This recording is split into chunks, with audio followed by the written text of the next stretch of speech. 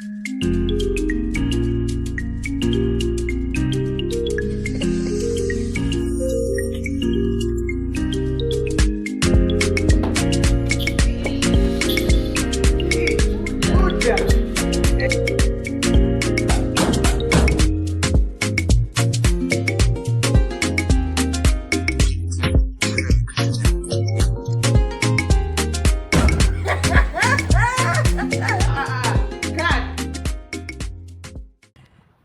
guys, welcome to another episode of the Tembo Diaries Podcast, where we learn and laugh at the times we didn't know better.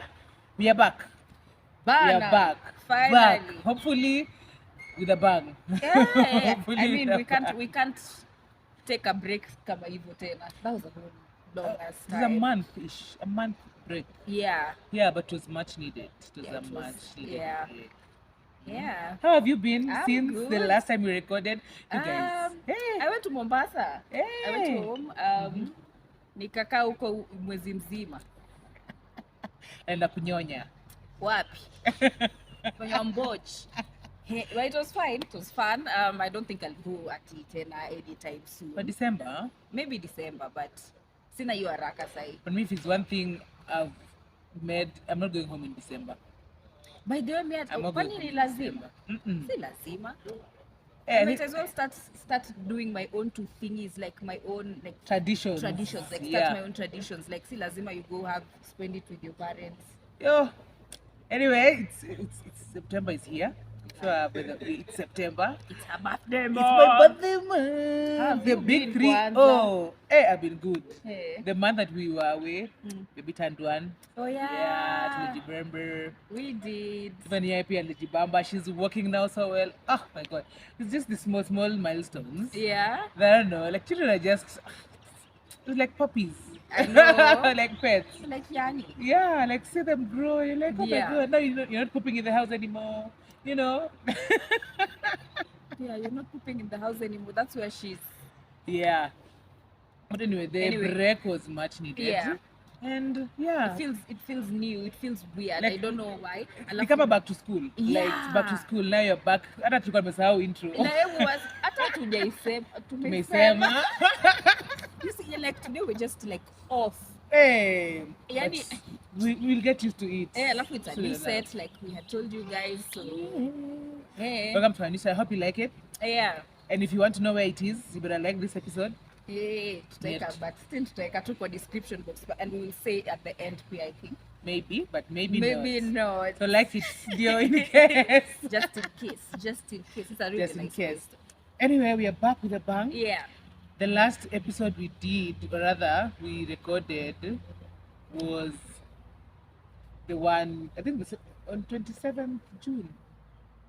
We recorded it on 27th June. What was it about? It was just banter. It was banter, but it was during that mandamano. The mandamano that... Yeah, that the 25th one that was so 27th bad. or 25th? 25th of June is the day people died ile siku parliament. 27th, 25th. 25th. The one that they were voting on. Yes. Yeah. And I think the voting one is the one we recorded last. But the one that people died was 25th. The one, yeah, it was 25th of June. When did people vote? Anyway, we will get our tell us, facts please. right. Tell us. Tell us. But I think your secret parliament was 25th June. I 25th remember June. so well. Yeah. Yeah. Anyway. Yeah. So I think that the last time we recorded was that time they were voting on the financial bill. Yes. Which people voted, which the stupid members of parliament voted yes. Yes. But so after they voted yes, I think the next day, because this was they went to Coca-Cola Kubaya. When did they vote? Let's check. Because I mean, because the mandamano on 25th was reject the finance bill. But they were voting on the finance bill. Did they even finish voting? They voted wakasema ati they've passed it, but now the mandamano sasa after that was now when they went and occupied parliament. That is the easiest way to find out.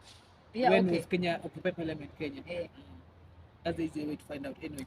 So But, last time we recorded, it was time they were voting for the bill. It was on Tuesday, and the big now was on a Thursday. Now the big maandamano.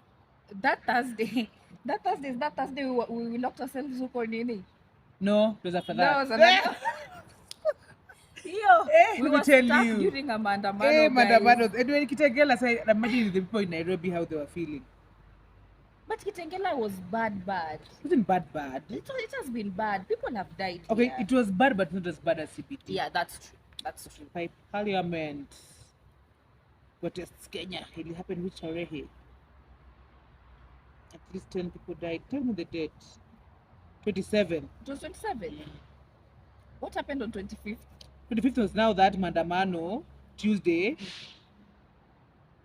Kenyan Parliament on Tuesday came under Ziege. Hey, my lord. This is on 25th June. Let's go back. 25th June. Calendar. Yeah, but how often do people still have calendars in your computer? Yeah. At home, yes. Tena my dad likes the one that has the kathini ya kusukuma. Now, what if you forget? If he safiris, that's the first thing he does akitoka akiingia city.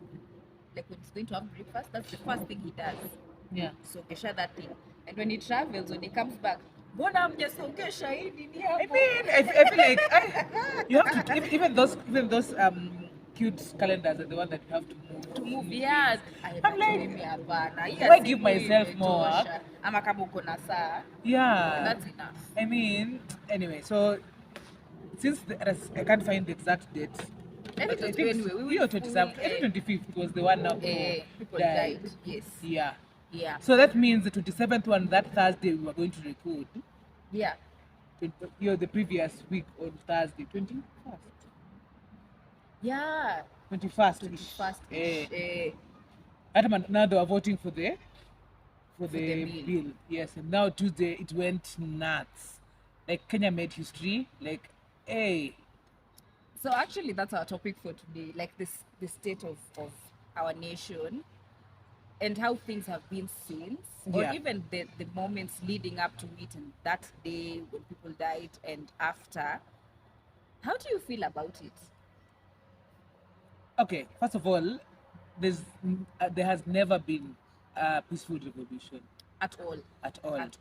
You saw what Bangladesh did. There's never been, as much as we try to minimize people, prevent people from dying, people in protest, but for something like a revolution to happen in any society, there has to be deaths involved.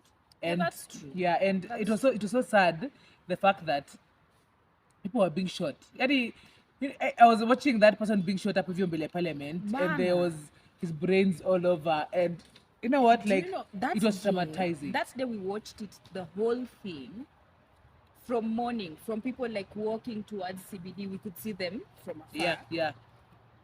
And like if you could see those crowds going into CBD, a lot of people were not even like violent. And people were peaceful, by the way. Peaceful, until they started introducing goods in town. You know, when they started paying people to cause chaos. Even in Kitengela, like the first few protests were so peaceful, and agenda-full, but now after that, now just chaos began. You vijana wameletwa sijui wana loot things, wanavunja vitu vya oh my god, it was so nasty. Especially even in Kitengela, someone was shot. Yeah, not even a couple one. Of people. Not even one. Some people are missing. Some people are missing. Like it's so disheartening that we as a country, as Kenya, we pride ourselves of being a democratic country, but then and saying justice and blah blah, which I don't believe. At the end of it, at the end of it, and it's not like at we can actually exercise our democratic rights all the time.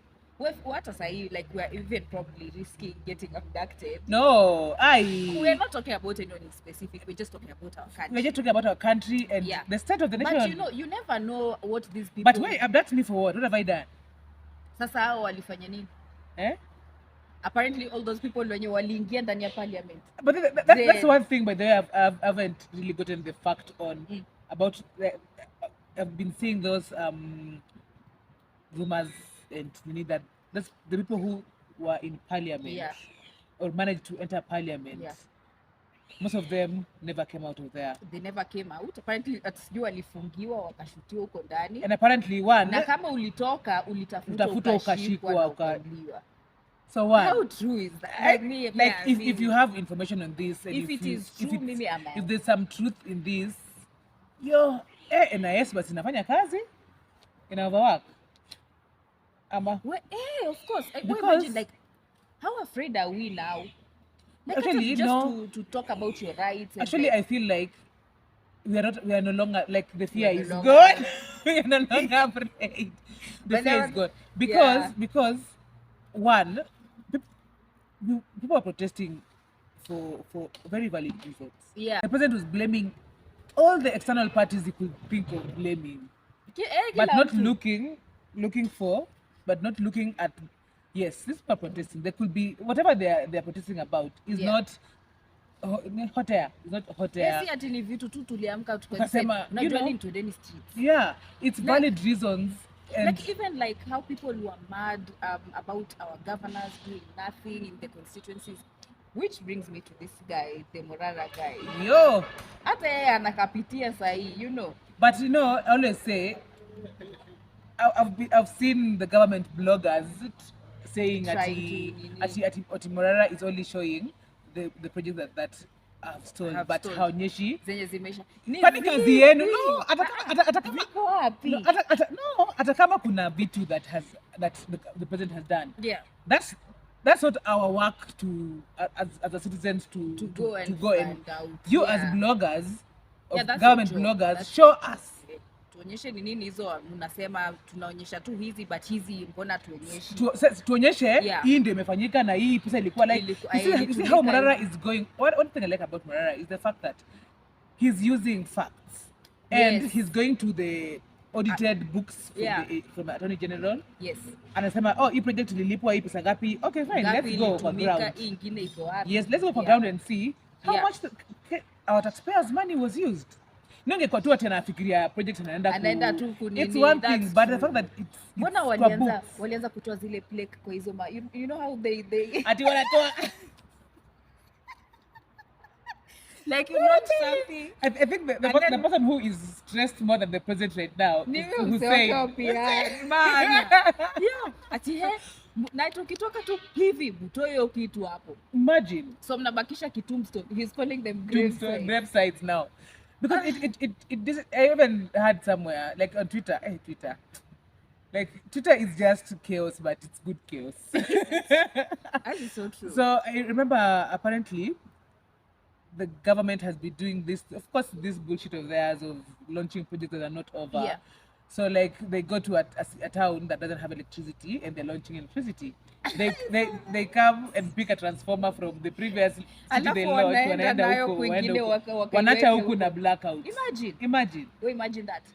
Some people were so angry. I don't know if it was Githurai or something. They went to Kenya Power, the headquarters, which is there, and they picked up their transformer. Now wakasafirisha hiyo gari paka wakaenda wakaekiwa. That is the thing I like right now. Like and that's one thing, you know, like the president anafikiria like wamenyamaza. Yeah. But the thing is, still waters run deep. You can think that they're not going to the streets, they're not singing, but the civic education that's going on right now, people are it has never happened before. That's true. It has never happened before. Right now, people are translating the constitution to different languages. Yani shosho wangu huko mteso huko ata understand true her rights. Yeah.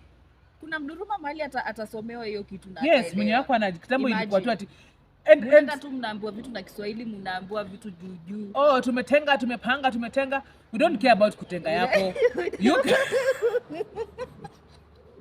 By the way, it's so annoying. You come with a finished project, say tulitenga milioni 5 ama bilioni 5 na hii ndio kazi imefanya.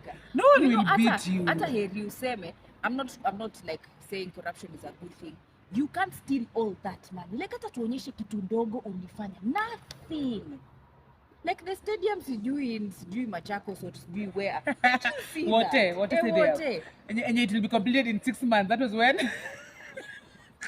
See, when they became president and vice president with Uhuru. That was 2018 ishuko. 2017 probably. Yeah, it will be completed in 6 months. Alafu, then someone, that's why like, as Kenyans, tumefika a point in our lives where our problems are too big that we need to use humor to By get the by. way, So like we're talking about these things, but we are laughing at the end of the day. someone was saying, you see that water stadium ati like wakianza kubeba Nyayo stadium hiyo time by the time waende hiyo sijui a week ifike waende waangalie hiyo wote itakuwa imefika huko waseme kuna stadium. But on a serious note, it's shameful sad and shameful and very disrespectful, because now they think we are talking about things we don't even understand. Do you remember we don't. That's why I really like the fact that Kibaki's free education now is coming to bite people in the ass. Yeah, that's true. Because what walisoma, like Kenya has very smart people. Don't look at this Gen Zs. That is so true. Look at us millennials. We are very smart people. That is so true. That you think you're fooling us but you're seeing through the bullshit. Yeah, it's like you're undermining us. Ni kama we don't know anything. Like wajinga ni sisi by the way, but wajinga sisi saizi. Wajinga sisi. Even kaka alisema tu wajinga ni sisi, but tumefika point yenye we are like, know what? Wajinga walisha Kenya.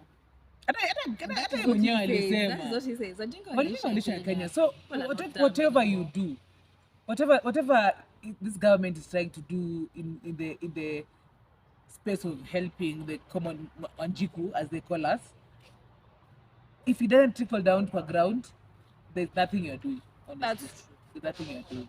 That's true. Amwezi tu faidi nyinyi huko, watu wanahangaika, people are jobless wewe.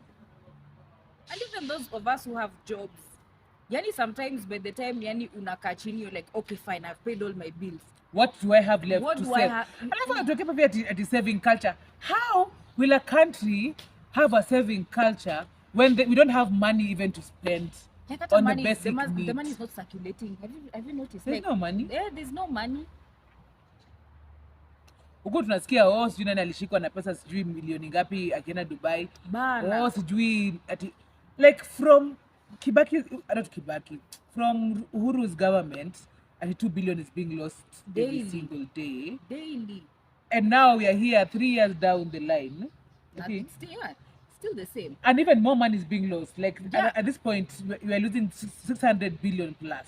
Yani it's week. Like yani ni kambe yani hawafeel. And you know that I think the thing is, I feel like the only reason people are misusing public funds is because one, they are not working hard for it. Yeah. And two, there's no consequences if you misuse public funds. Imagine look at China. Yeah.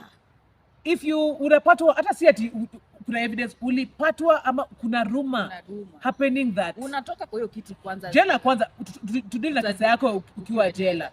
If you utafindiwa not guilty utatoka and you'll never be in office.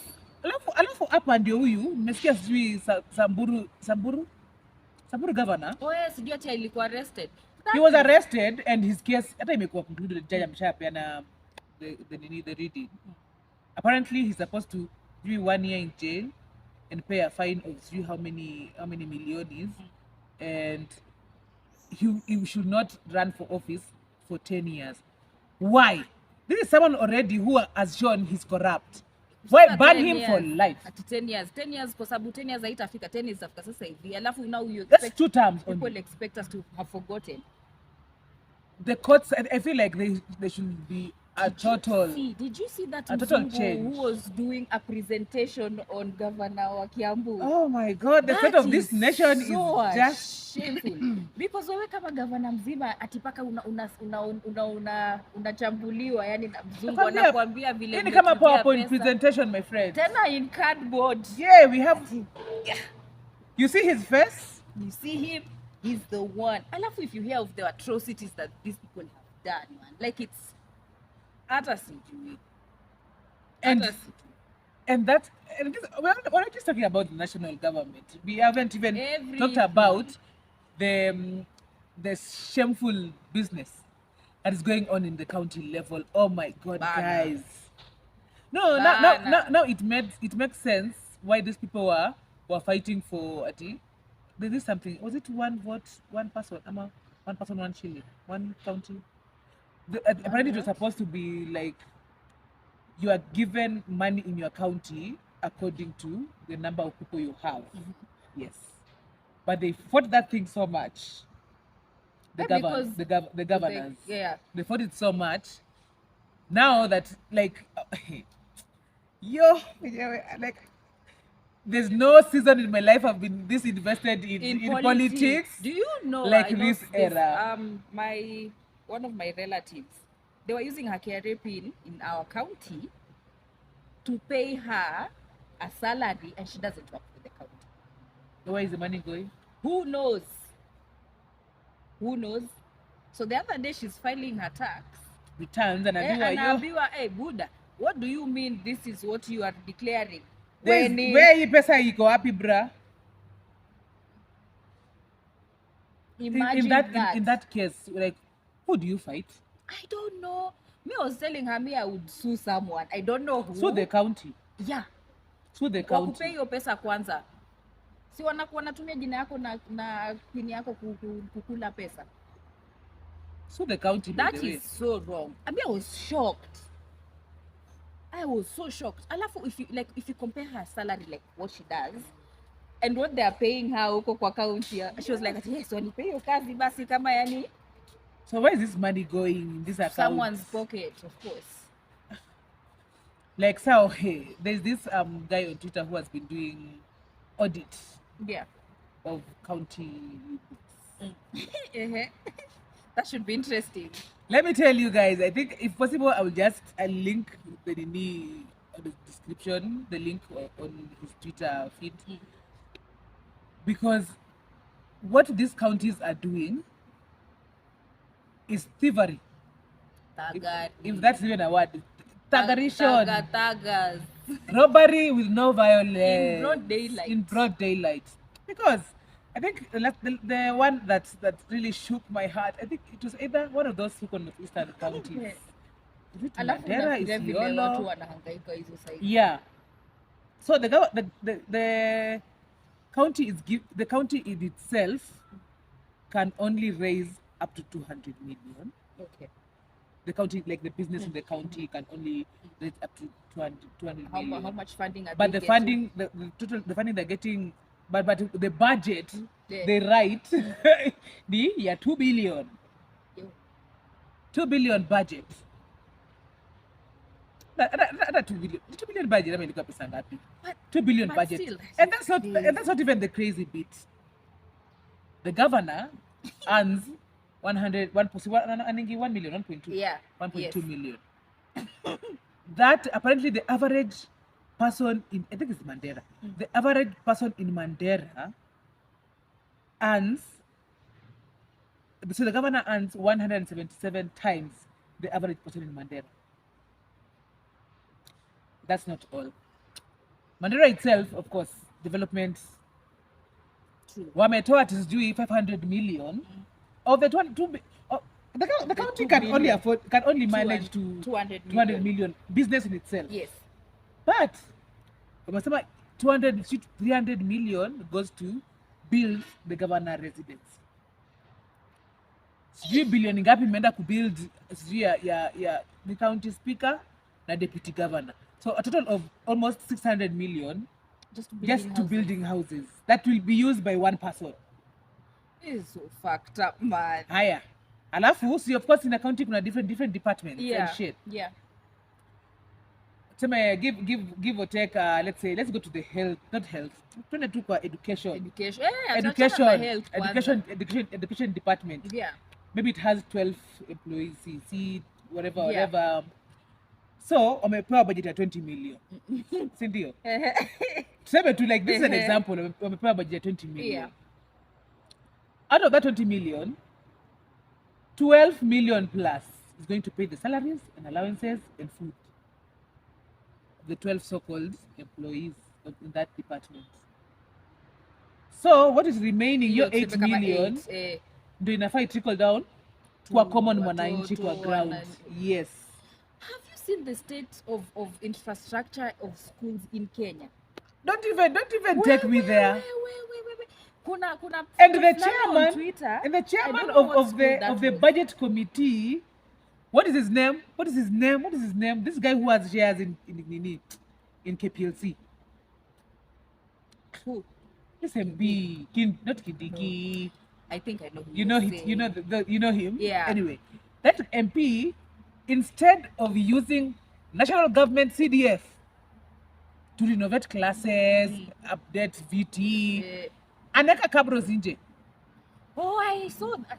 Anaitwa nani? What's his name? Na plus hiyo kabro, he has a company ya kabro. Or maybe I was saying that company ya kabro is either his or his friends. Ni yake apparently. Allegedly ni yake. So tell me, Ndindi Nyoro. Alafu imagine, uliona ako kachoka kwa hiyo shule ya kijamii atange wajengea choo. Like literally you can use these monies for the betterment of the mwananchi, but you decide to put kabros for gava. Hata si ungepanda nyasi basi. Sasa kabro, honestly. The classes are looking shitty. Hata zijapentiwa sijui 19 down. Ulikuwa na kachoo fulani hapo yani. Oh my god, like I don't know what these people are thinking. There was another photo I saw on Twitter, like a church in Kenya and a classroom in Kenya. And my lord, don't even get me started with this church business in this country. That's a whole other story. I don't even want to go there because I don't want to get mad. Tukunywe chai yetu sisi. Tukunywe chai. Because tupunguze moto. This state of this country is just, it's breaking my heart. And I feel like the moment we just be as Kenyans are more, you know what? Kama mbaya, things will change. Like if the judiciary decides mtu yote anapatikana na corruption, afungwe tu. Enough, that is what we've been asking. Like good governance, accountability. We are not asking you guys sijui ati mfanye vitu kubwa. So when you start saying be accountable, it's a problem. Yeah, apparently. Oh no, no, there's this thing. No, whom are we talking about? I understand why this one feel like because it's been a status quo. Yeah. Like you always respect your elders. When a leader wakisema hii kitu, wewe unasikia, and that's what our parents have been doing. Wewe you sit down, you wait for your turn, you let things be done. Ati mheshimiwa akipata akinunua gari ya milioni ngapi, unasema hiyo ni baraka yake na ametumia pesa yenu ya CDF. Exactly. But now imefika a generation where, thank God for Gen Zs, God bless you and I pray for you every single day. The Gen Zs are here, they're like, no, I can't respect you just because you're my elder. Because respect is earned. That's respect the thing is earned. Our parents don't get. Yeah. Like just because I can't respect you and nikuite mheshimiwa and you're not doing anything honorable. That's the thing. You can't expect me to bow down on you because you're doing something bullshit. Tumekuja kuonyeshwa that if you're doing something that's not helping a common mwananchi and you apparently wewe ni officer wa gava, there's no need to respect you. Show me. You should come and what to respect. Praises to you. Remember how kitambo mheshimiwa makofi. Munadi munaimba mko hapo na mango zenu mtandei best. Mulishwe lunch nikaka mchele na nyama hivi umeshasahau everything else that you're going through. Right now status quo has changed. Ndio maana walikuwa wanakasirika ati they're coming to mandamanos like Ubers. Like how are these young people telling us what we need to do? We are the ones who know better. Ati watu wanasema wanateseka na wanakuja kukula KFC after maandamano na wanaenda home. Yes, tunateseka, and that's because the way things are going, sasa nakula KFC na natumia Uber, natumia matatu. So, I have to go protest ndio sasa I can keep using Uber and eating KFC. In it. Hata watu wa Uber watatoa wapi pesa kama tutumii Uber? Oh my God. Hata watu wa Uber ni wengine. But this country needs change. This country, literally, grassroots. This country should just be uprooted and another version to be created from scratch. Kuna ile time ya mvua ile it was flooding. Someone was saying kila mtu ashike kona yake ya Kenya. Tufanye hivi hiyo maji itoke. Yeah. So now tufanye hivi tukukute vumbi. Vumbi. Like if God is to come first, he should use Kenya as a trial and X. Kuja chukue rapture arudishe watu wengine. By the way, achukue watu wabaya. No, all of us. I feel like alafu arudishe wengine. If any of us remain, the mindset that we have will still continue. Yeah. So uproot all of them. Hata wengine wafanye kazi because it's too much man. Too much. Mazani ukiangalia hivi kuna shida huku. Ukiangalia huku kuna And shida. the worst thing is nothing is working. Exactly. Ona ati nao lakini yenyewe this government inajua kupata pesa. Now that all government institutions or government facilities are being paid through the citizen. Yes. No worries, at least all the money are going. But Auditor General anasema 15 billion. There's no from money the last financial year. Ilienda tu. Ilienda wapi? Because me I don't believe money ina tu disappear kutoka kwa account. Ni sawa Shali kusema pesa ilienda, lakini mbona wao watuambii pesa ilienda wapi? Na kama wanajua ni nani alichukua hiyo pesa, mbona hawafanyi kitu about it? That's the thing there. Sorry, that's the thing. Wanakula wote pamoja. It's so annoying, man. Because how do you lose 15 billion? Honestly. It's very annoying. Hata hiyo 2 billion ya daily inaenda wapi? Inaenda wapi? Nairobi City is dirty. Hakuna drainage, lakini 2 billion kila siku inaenda. This is just what is it called? A call to all of us. Mimi by the way, kila mtu ajiwe. I never knew in my lifetime that nitakuwa na draft memorandums against bills or for bills. I should read that. I'm still by the way, I always check every single week what new bill is on the floor. I should read that thing. Because it's atrocious. It's atrocious. Is that even a word? Like it's bamboozled. I'm bamboozled every single day. Sijui. Yani unakasirika paka unacheka. Like you know? Especially I think even thank God you took a break your time after you because it was too much. For me, I was drained mentally. Do you remember that they were supposed to meet for a recording and then we're like, you know what, acha to watch because what you've seen and you're expected now to just go back to normal, like nothing happened. You can never go back to normal, honestly. Remember that guy alirushwa kwa kwari, the guy from Juja. Imagine mama yako anakutafuta Shali after maandamano, kumbe uko mali kwa kwari unangoja. He was just 19 years old. Imagine. Mimi anashutiwa on the back 9 times. Na huyo mtu imagine alishikwa ati alifungwa for no good reason. Juzi alikuwa police station, the one was shot 9 times.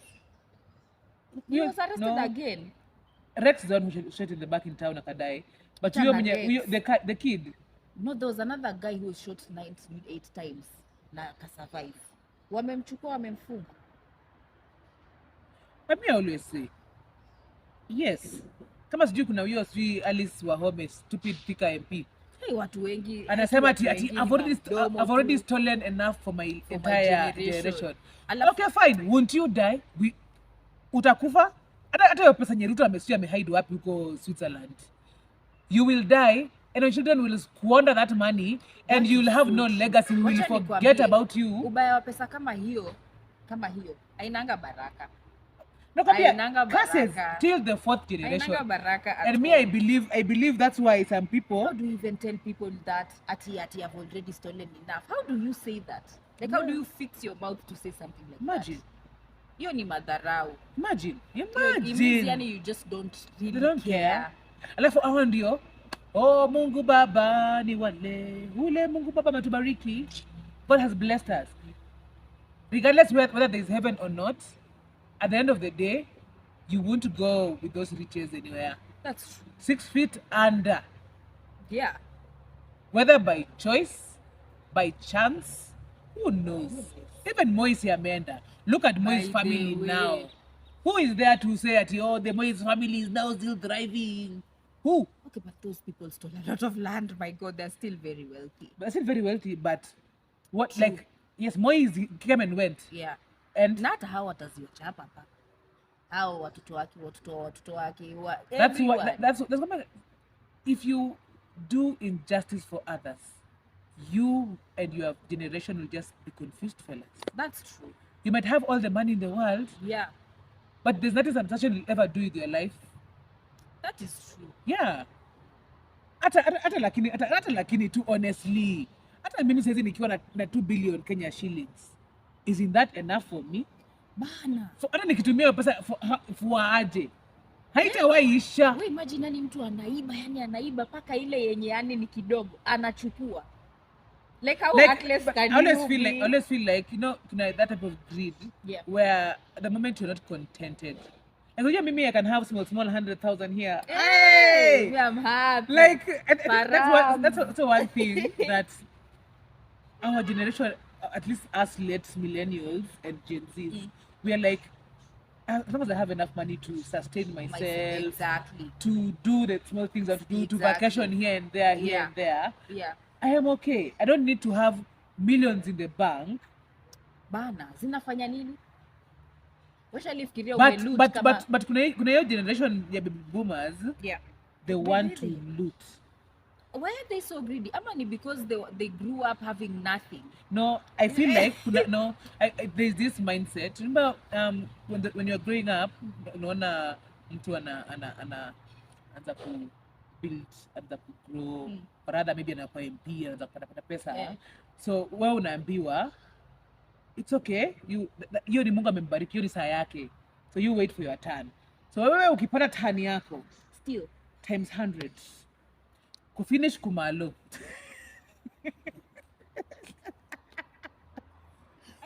So there's no you're not contented. So you might even have that let's say $1 million in your bank, but you feel like I still want more.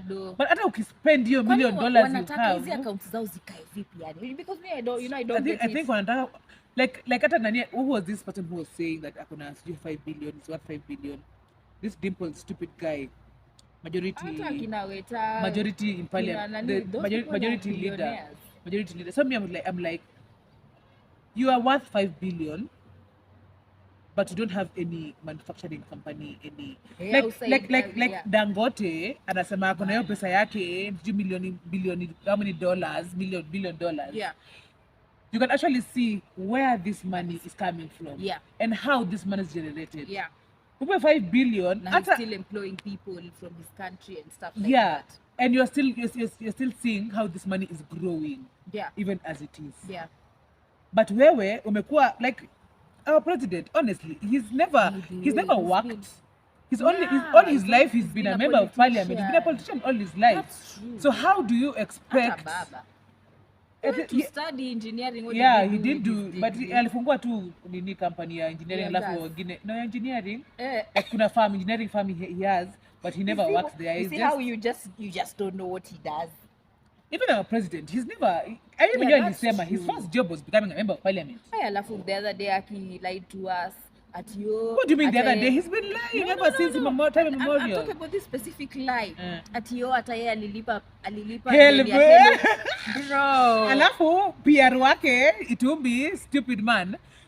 Bado ndo hapo anaenda kuforge ati ndio hii saa anaonyesha vile alilipa in installments. That time hell was it there? Mimi nakwambia watu hata sijui alitoa wapi hiyo gazeti. Like he handed out the first help loan in 90 something. Exactly. I was like, yeah, go Kenyans. We have kwa karatasi. Let me tell you, evidence kwa karatasi. And no matter how much they want to put this youth, because youth majority, but they took over majority 60 something %. Yeah, we're the majority. Most, And let me tell you, shit is gonna change. Yeah, whether the political class likes it. Hata umenikumbusha.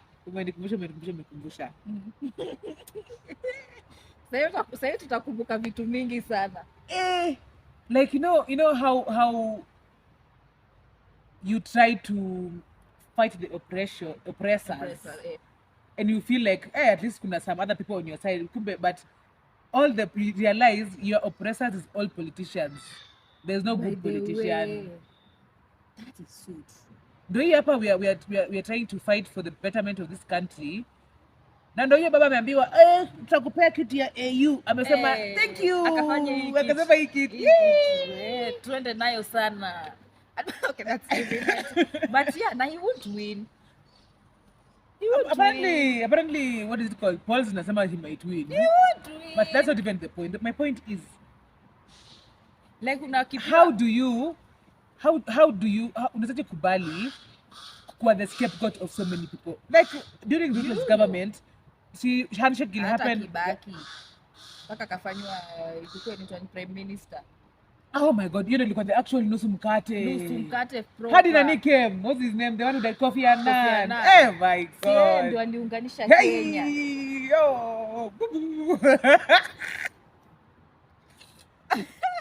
But anyway, the state of this nation is just fucked up. How bendable their backs are, all of them. No, I always say there's like, no enemy in politics, just different allies. Hakuna mtu yani ataofariwa kakitu in like those people who are in the political class na asinyamaze, atanyamaza. And that's why hako naelewa how Gen Zs are going on the streets and they're not being paid. They're not after nani analipa hawa wazee. Lazima kukuwe na mtu ametoboka kakitu. No, imagine we are just fed up. Fed up of working hard and some people are also getting rich. We are working hard to pay taxes and they're being misused. Ndio hiyo sasa mmesha squander NHIF na to force tuende kwa chief. Bana. Ati if you don't have chief, you can't join school. What the bullshit is that? Like if a government has to blackmail you so that you can join its services, think twice. Think twice. Yeah. Hey, hata sisi wenye tunataka kurudi shule shali. Wewe unasema wewe mimi nafikiria hivi masters na imagine hizo mamilioni nafani top. Is it a must? Hey, wazee. Alafu uende huko dissertation usuguliwe. Uanzishe sasa tuseme usirudi shule uanzishe biashara. Bado wanakukandamiza. Biashara gani? People are closing businesses.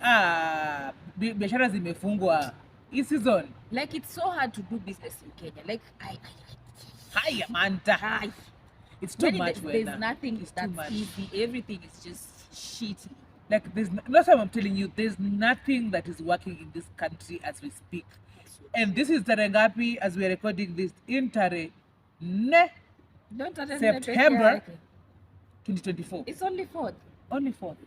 Na feel like 14 days to my birthday. Tumekaa kama wiki 3 in September. Jamani, jua hata jarudi vizuri. Oh God. Yeah, but because nothing is working in this country. Even if you're trying to get married, please just go to a Jew. Usitufungulie groups za WhatsApp. Mimi nakwambia mimi mwanzo sitaki na msiniambie nisimamie harusi zenu. Only very few people can tell me that. Sisimamie harusi mimi. Nilitoboka. Hata ukae usisimame. Sisimame. Nialike nikuje nikule nitakula. At least you can get some few monies for a gift. Yeah. The way kusimamia harusi ni expensive. Wait. I was saying someone on Twitter was saying the other day amekuwa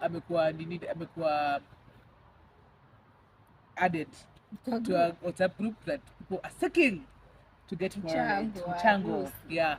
So her being her like Azema, apparently maybe the bride and groom, I don't know what was the budget per se, but the wedding is for January 2025. So her suggestion was alipost kwa group akamwambia, you know, if you put that money in maybe a money market fund in these few months. Someone was advising them, like she alikuwa atuambia kwa Twitter. Okay. She was added in a WhatsApp group. Okay. What wachangie wedding. So she was saying like the money you have on wanasema bride and groom have 103,000. Yeah. So if that money unaweza tu weka kwa nini kwa money market fund for the next few months. By the time December nafika utakuwa umepata some few coins on top. Yes. And downsize the wedding. Utakapata budget because everyone is struggling. Imagine ali kicked out. Leave the group, left. Monitor lakini sijatoa pesa yangu. Yeah, but anyway, alafu you know the problem is Shali. Umetweka kwa group alafu bado wewe ndio utatuambia how much you want us to remove. Yani ni kama limit.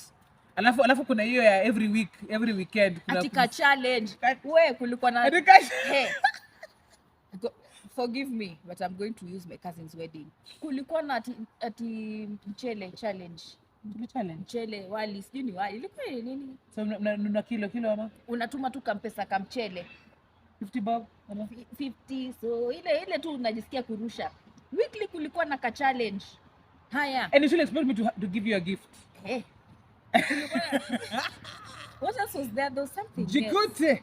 there's another challenge but that one was a fake challenge. So wale wanataka ifanywe kwa church grounds ama wale wanataka ifanywe nyumbani. Or like those teas, like you go for like for tea. Na bado mukienda chai hiyo meeting, mukienda chai hiyo meeting utatoa bado pesa. Yeah. Okay, fine.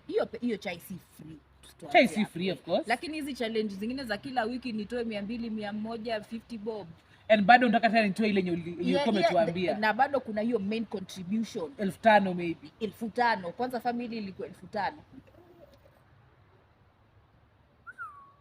Yo, si niongeze tu 3,000 niende Diani. Buda. Aki mimi acha nikwambie, it was not my wedding, but at the end of it I was so tired and I was so happy too. I can imagine. Because hapa na hapa pesa. Hapa nasi yako. Nasi harusi yako. Yeah. Hapa na hapa pesa. Me I usually tell people, by the way, kama una pesa kufanya harusi usisumbue watu. Usisumbue watu, by the way. Sumbue watu akili. And I feel like here it's this whole westernized mindset, because a wedding is two families come together. Ulifanya rorashio, that is a wedding, guys. They don't get that. You don't have to do another white wedding. They don't get that, because you've already spent over $500,000 plus kwa rorashio. And to kwa AG sasa msign certificate. That's the most important thing. But then you pay rorashio si cheap. It's not cheap because mahari inafaa ilipwe. Utatoa mahari. So your uncle and your dad or nani can sindikiza you. Yeah, but wewe lazima utoe mahari. Yeah, people have to eat. People have to dress well. Yes. People have to sit on decorated. Yes. There has to be entertainment. Yeah, isn't that a wedding? I'm getting wrong. I'm getting it wrong. That's the most important. That's the most important wedding. For me, I think this white wedding ni wewe tu kujitakia. So I don't know why people are always hustling folks at the old change. Mimi niko na 50,000 budget ni 700,000. My friend, hauna pesa lakini unataka wedding kubwa ya nini? You know, I follow a page on Instagram that makes wedding dresses. You know how much a wedding dress goes for? By the way, kama 500,000 hivi, that's not a good dress. No, at least 100. At least 100. Okay, by the way, kuna za 100 that I have seen. Because has a good dresses and it's between 100 and 150. Unaona budget yako ya bibi harusi kama hauna 500,000 charge. Sijui viatu, veli, your reader. The inside clothes. Alafu kuna bado ya reception. Reception maybe uta change reception. Evening party. Yeah, lazima change. Tena the whole accessory thing has to go with like kama ni earrings za mchana usiku unatoa zingine. Kama hauna clean 500k. Kwani ni pesa ngapi kwenda kunini kwa AG? 3k. I don't remember, but it's not expensive. Or 5k. Kama I think it's 3k if I'm not wrong. We will look that up. Because I'm very interested in knowing. Mimi by the mimi njikute na kia watu white wedding. Alafu pia our parents pia they have that nini ya kulazimisha watu. But no, I feel like times are changing. If my mom is not giving me pressure of a white wedding, my friend. Mimi na nilikuwa naambiwa, I remember, you know, most of my cousins got married in church weddings, white weddings, both your ratio and na mimi nilikuwa hapo hivyo nani kusimamia na kwa sababu I was there. Naambiwa vile wedding yako pia sisi tunataka tukuje tungare. And that time I was like, maybe my wedding, but now growing up and understanding what these things are, I didn't see a need. If there's a ratio, koito in our case, if there's a koito, I feel like that's the most important thing. Because I came to realize, wewe hujaiona white people wako na traditional wedding and white wedding? By the way, mbona wanaendanga tu kanisani story imeisha? Like this is a westernized thing that the missionaries brought, and now you have to wear a white gown and walk with people to church. So you can feel like, don't get us wrong, kama uko na hiyo pesa. Fanya. It is okay. It's okay. Fanya ya Nairobi. Fanya ya Diani. Fanya sijia wapi. Do it all if you have the money. Do it. Lakini usumbue watu kuchangia pesa hapa. Akimase kwanza hiyo kuchangia watu. Lakini honestly, you see this is where I feel like this is where also This is where you go wrong. This is where they go wrong. And it transforms to the what is it called, to the country. Because kama wewe mwenyewe, you as an individual, I'm saying now, I'm a county. Yeah. I can be able to raise 100,000. Yes. Sindio? Why am I having a budget of 2 million? That's a county thing. Can be able to make revenue of 200 million, yeah. But inataka ipewe budget, inaandika budget at 2 billion. Yeah. Why? Yeah. I feel like a budget should be written according to the finances you have. That's true. How much not what you think you will get. Kama niko na 100,000, sawa. Okay. 15,000 I can go look for a gown, a nice beautiful gown. Yeah, you don't have to wear zile ceremonials with the big thing. Si ndio? Haya, niende tu pale kwa AG, nichukue certificate nisainiwe huko. Si ndio? Without my small, si lazima ikuwe wedding gown. You can hire a wedding gown, but si lazima ikuwe wedding gown. Oh, but just find a nice beautiful dress. Si ndio? Okay. Maybe with that buy rings, let's say 10,000 imekatika, umebaki na 90. Ni 90 wende unaweza kuja hapa hivi penye tuko nice nini wako na photo shoot.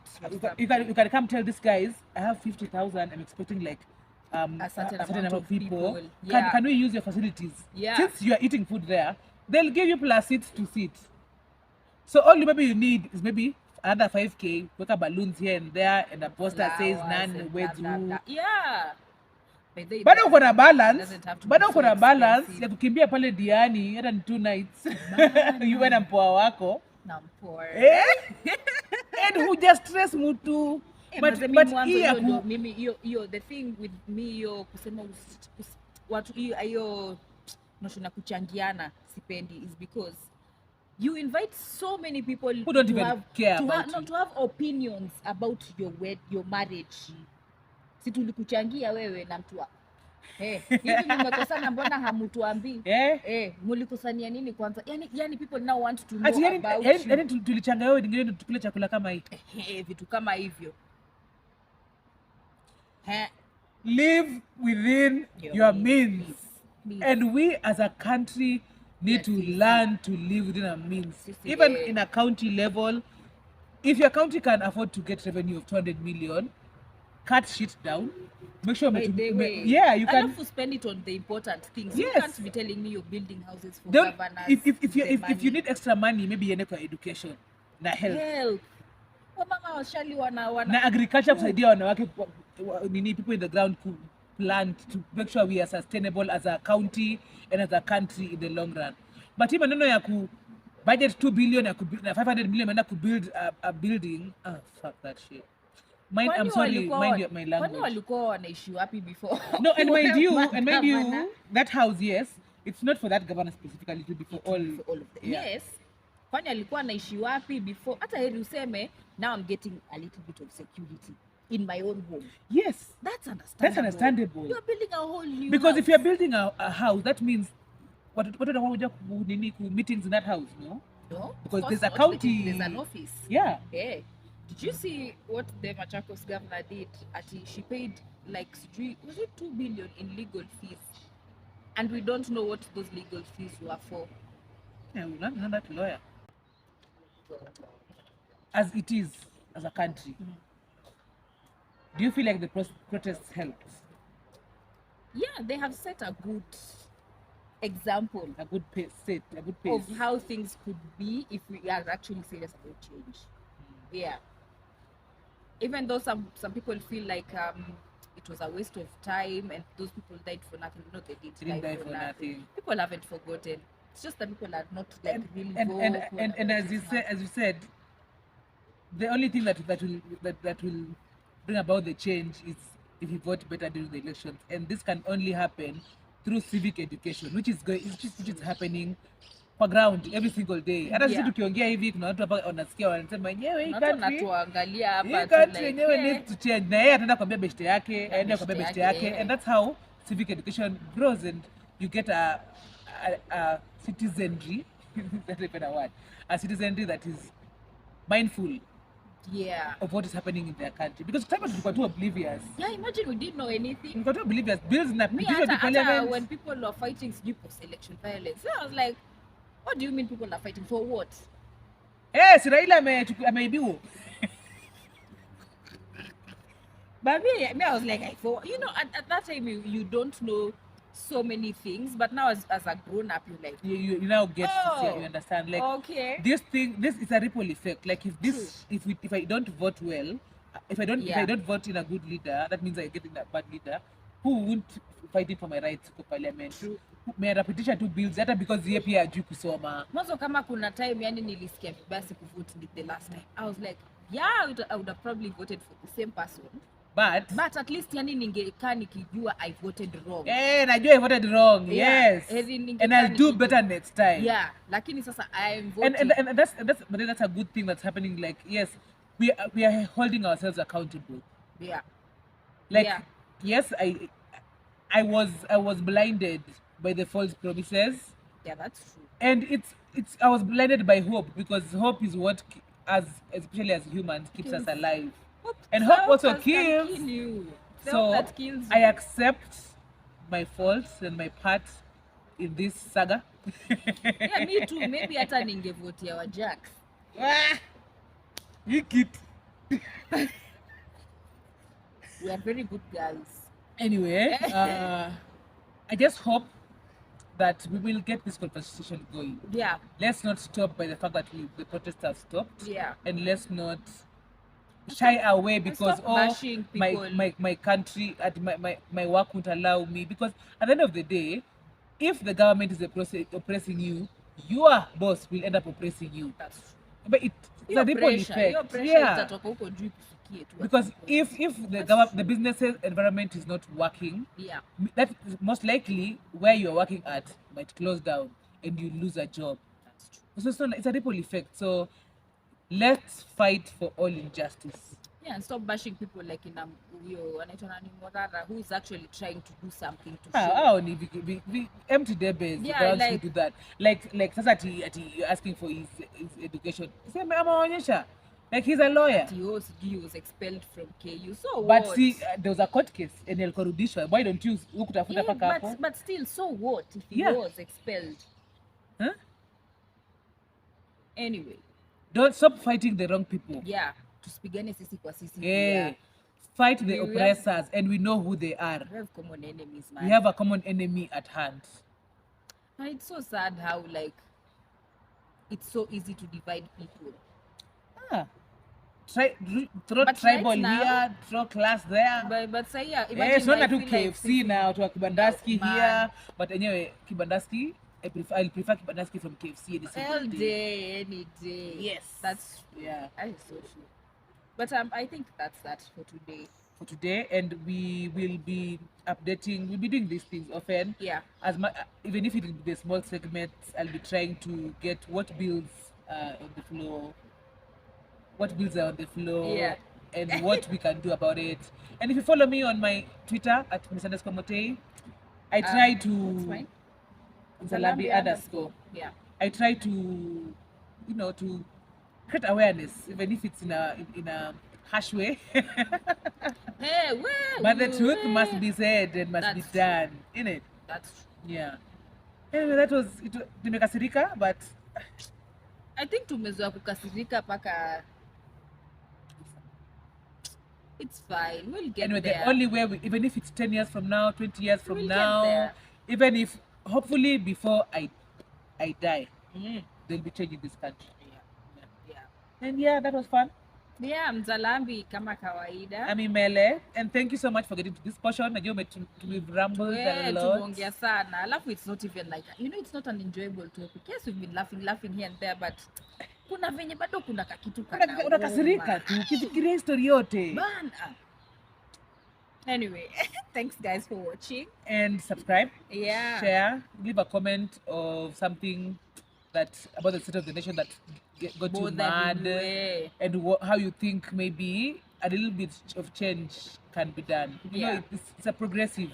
It's not instant. Kidogo here and there. Yeah. And one day, Bangladesh will happen to us too. Hey, Masi. Yeah. Can't wait. Yeah. It's been real. It's been real. So see you next time. Yeah. And let you tukunywe chai. Bye. Chai tumesema tunainywa toka. Bye. Bye. Bye. Kuna baridi.